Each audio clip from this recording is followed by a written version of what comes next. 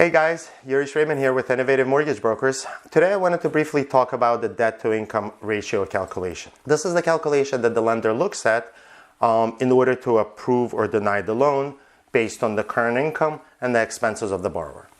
So a question I get asked quite often is, how is the debt-to-income ratio calculated? So I wanted to briefly touch base on that today, and if you guys have any other questions, please don't hesitate to reach out.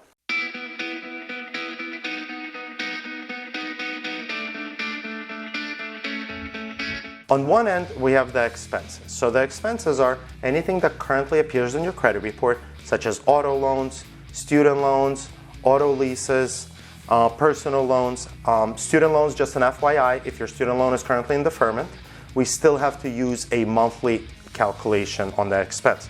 So depending on the program, we would take either 0.5% or the 1% of the total balance, and that would be calculated as your monthly expense even though the loan is currently in deferment. So once we add up all of your current liabilities that are on the credit report right now, we also would add in the housing expense. So the housing expense would be the new mortgage together with the taxes, insurance, plus the mortgage insurance if the loan that you're in requires mortgage insurance.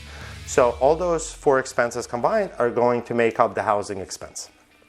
That housing expense is added into your current liabilities, and then that total number of your expenses is divided by your total monthly income. And then you have the debt to income ratio. So depending on the programs, some programs go to about 40-45% of the debt to income ratio, while others go up as high as 55%. How high the borrower can go, the debt to income ratio calculation maximum is determined by the automated underwriting system, and the system looks at the overall quality of the borrower. So the higher the credit score, the more assets the borrower has available after the closing.